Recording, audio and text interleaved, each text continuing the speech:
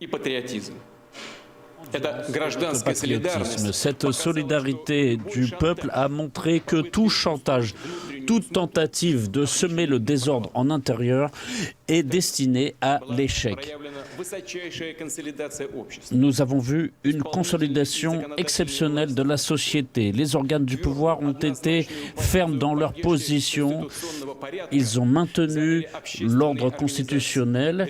Les confessions, les organisations, les associations se sont montrées à la hauteur, c'est-à-dire toute la société russe.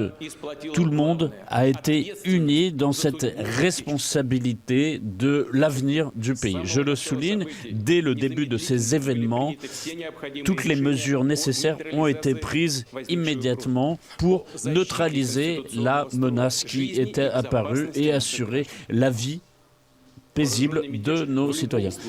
La mutinerie aurait de toute façon été écrasée. Les organisateurs de la mutinerie, malgré leurs décisions irresponsables, pouvaient le comprendre. Et notamment en se lançant dans la division de la société, en se lançant dans des activités criminelles et en suscitant des menaces venues de l'extérieur. Quant à la frontière du pays, des soldats perdent la vie pour défendre notre pays. Mais les organisateurs, en trahissant le pays, le peuple, ont trahi aussi ceux qu'ils ont entraînés par leurs mensonges dans cette aventure et ils ont osé tirer sur ceux qui sont du même pays. Et cette lutte fratricide va dans le sens de la lutte de Kiev et des autres traîtres nationaux. C'est eux, ils voulaient que des soldats russes tuent d'autres soldats russes, c'est-à-dire que meurent des soldats et des civils, et pour que finalement la Russie perde. Mais notre société, ils voulaient que notre société soit divisée.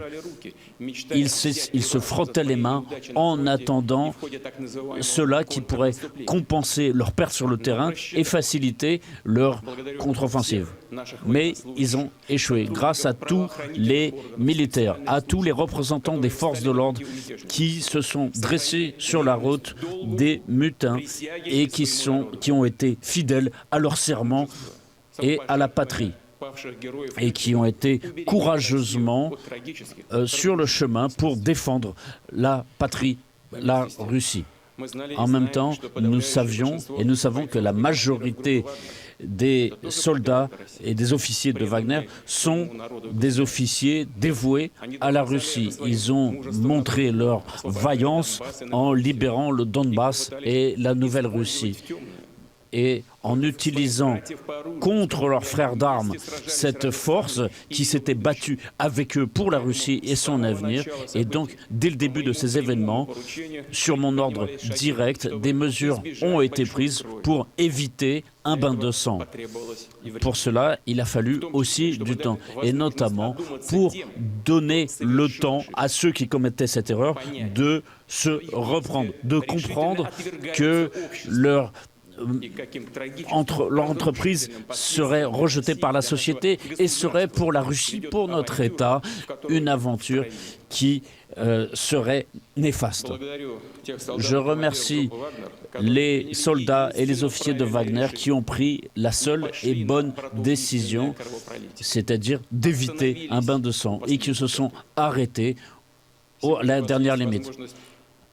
Aujourd'hui, vous avez la possibilité de continuer à servir la Russie dans le cadre du ministère de la Défense ou de rentrer chez vous. Ceux qui veulent aller en Biélorussie ont ma promesse que cela sera possible. Je le répète. Chacun d'entre vous a un choix à faire, mais je suis convaincu que ce sera un choix fait par des soldats de la Russie pour surmonter une erreur. Je suis représentant au président biélorusse Alexandre Loukachenko pour ses efforts et sa contribution à une solution pacifique. Et encore une fois, c'est l'état d'esprit patriotique de la population qui ont joué un rôle essentiel ces jours-ci. Ce soutien a permis ensemble de surmonter une épreuve particulièrement difficile pour notre pays. Merci à vous pour cela. Je vous remercie.